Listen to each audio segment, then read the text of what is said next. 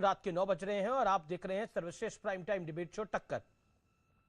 प्रधानमंत्री नरेंद्र मोदी ने अलीगढ़ में जाट राजा और स्वतंत्रता सेनानी राजा महेंद्र प्रताप सिंह के नाम पर यूनिवर्सिटी की आधारशिला रखी। इस दौरान पीएम मोदी ने कहा कि पहले उत्तर प्रदेश में गुंडे माफियाओं का राज था, लेकिन अब वसूली करने वाले और माफिया राज चलाने वाले सलाखों के पीछे चले गए हैं। इसी बीच राहुल गांधी ने मुख्यमंत्री योगी आदित्यनाथ पर हमला करते हुए कहा कि जो नफरत करे वो योगी कैसा। तो जवाब में योगी आदित्यनाथ के ऑफिस ने भी ट्वीट किया कि और कहा, अपराधियों और उपद्रवियों के साम्राज्य पर बुलडोजर चलाना अगर नफरत है तो ये नफरत लगातार जारी रहेगी। लेकिन बड़ा सवाल यह है कि क्या 2022 के चुनाव में मोदी और योगी की जोड़ी विपक्ष को टक्कर दे पाएगी? आज इसी पर होगी जोरदार बहस। जाटलैंड से 2022 का श्री गणेश। आज सीएनबीसी आवाज की टक्कर इसी पर।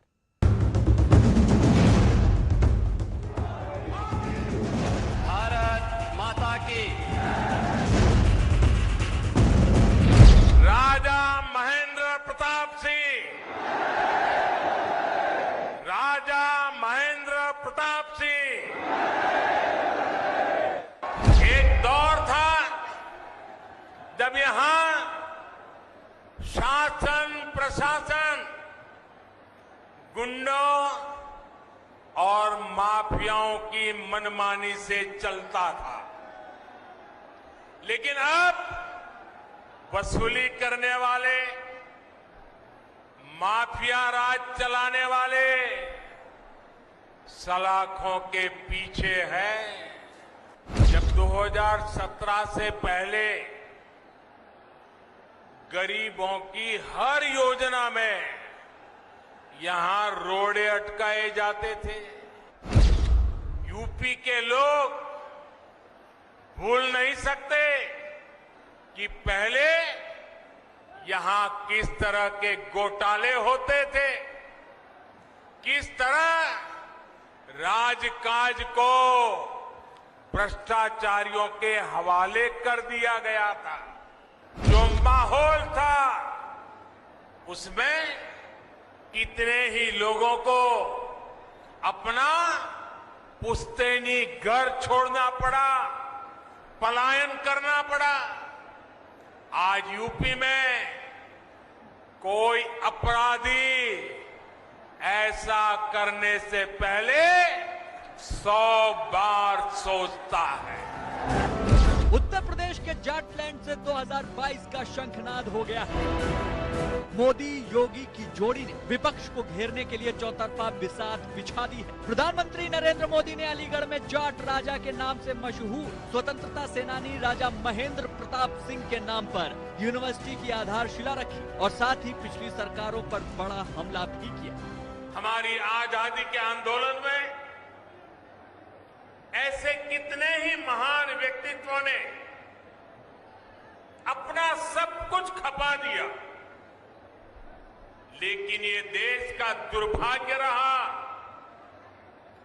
कि आजादी के बाद ऐसे राष्ट्र नायक और राष्ट्र नायिकाओं की तपस्या, इस तपस्या से देश की अगली पीढ़ियों को परिचित ही नहीं कराया गया। 20वीं सदी की उन गलतियों को आज 21वीं सदी का भारत उन गलतियों को सुधार रहा है। अब जरा सियासी समीकरण भी समझ लीजिए। उत्तर प्रदेश में जाट समुदाय की आबादी 6 से 7% है। पश्चिमी यूपी के 18 लोकसभा सीटों पर जाट समुदाय का असर है। पश्चिमी यूपी की 120 विधानसभा सीटों पर जाट वोटर्स का प्रभाव है। 2007 से लेकर के 2017 तक उत्तर प्रदेश के किसानों को मात्र गन्ना किसानों का 95,000 करोड़ रुपए का गन्ना मूल्य का भुगतान हुआ और 2017 से लेकर के अब तक 1,43,000 करोड़ रुपए का गन्ना मूल्य का भुगतान अब तक सरकार कर चुकी है। हालांकि यूपी की सियासी जंग में चौतरफा बार पलटवार शुरू हो गया है। राहुल गांधी ने योगी आदित्यनाथ पर निशाना साधते हुए ट्वीट किया, जो नफरत करे वह योगी कैसा। जवाब में योगी आदित्यनाथ के ऑफिस ने ट्वीट किया, जिनके रही भावना जैसी प्रभु मूरत निह देखी तैसी। और हाँ श्रीमान राहुल जी, अपराधियों और उपद्रवियों के साम्राज्य पर बुलडोजर चलाना अगर नफरत है तो ये नफरत अनवरत जारी रहेगी। इस बीच अखिलेश यादव और ओवैसी ने भी बीजेपी पर निशाना साधा है। एक भी काम इस सरकार का वो नहीं है जिसका स्वयं शिलान्यास किया हो उसका उद्घाटन करने जा रहे हो। आपने मुसलमानों का ड्रॉप आउट रेट कंट्रोल करने के लिए क्या किया? 60% ड्रॉप आउट रेट है उत्तर प्रदेश मुसलमानों का। 2% ग्रेजुएट होते हैं, 3% 12th पास करते हैं। लेकिन आज सबसे बड़ा सवाल है कि क्या मोदी योगी की जोड़ी 2022 में विरोधियों पर भारी पड़ेगी? आज इसी पर होगी देश की सबसे बड़ी बहस। इस समय की बड़ी ब्रेकिंग स्टोरी सीएनबीसी आवाज के टक्कर में यही है कि दिल्ली पुलिस के स्पेशल सेल ने 6 आतंकवादियों को, 6 टेररिस्ट को गिरफ्तार किया है, अरेस्ट किया है और इनके लिंक यूपी के साथ जुड़े हैं, राजस्थान के साथ जुड़े हैं, महाराष्ट्र के साथ जुड़े हैं। इस समय की बड़ी ब्रेकिंग स्टोरी है। और त्योहारों पर जो भी नवरात्र आने हैं उस पर रामलीला होती है, बाकी त्योहार आने हैं, दिवाली, उस पर इनकी दहलाने की कोशिश। सिर्फ दिल्ली नहीं पूरे देश में इनका एक मॉडल था, उसको उसका भांडा फोड़ किया है। और इसमें इस पूरे मामले में दाऊद इब्राहिम, यानी दाऊद इब्राहिम जो डॉन है, इसे डॉन नहीं कहना चाहिए, आतंकी कहना चाहिए, आतंकी डॉन के भी लिंक निकले। इस समय की सीएनबीसी आवाज के टक्कर में ये बड़ी ब्रेकिंग स्टोरी है। अनंत तिवारी हमारे संवाददाता इस समय जुड़े हैं। अनंत तिवारी, ये अपने आप में सनसनीखेज है, 6 आतंकियों को गिरफ्तारी करना, दिल्ली, यूपी, राजस्थान, महाराष्ट्र की गिरफ्तारी हो रही है।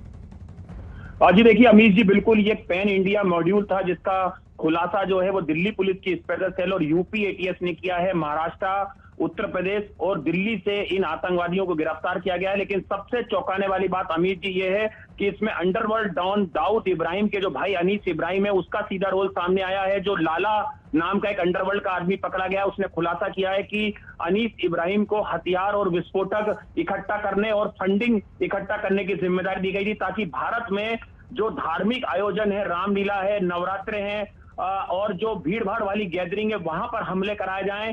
प्रतिष्ठित